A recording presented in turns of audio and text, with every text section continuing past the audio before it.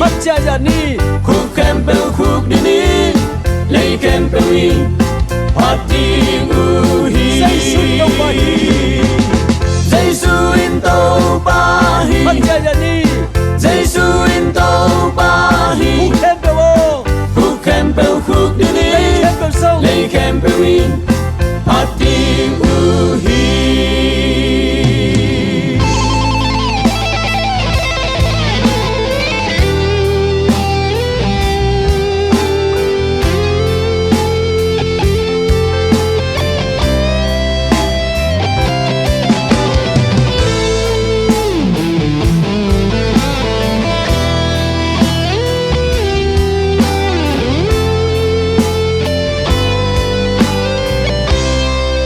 Zeisu Topa hi Zeisu in Topa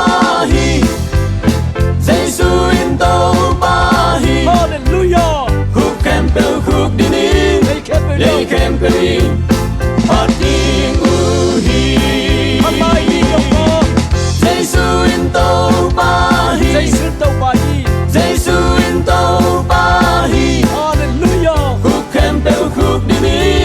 lấy khem peuh hi phát tiếng u hi bắt cha già ni Zeisu in Topa hi Zeisu Topa hi Zeisu in Topa hi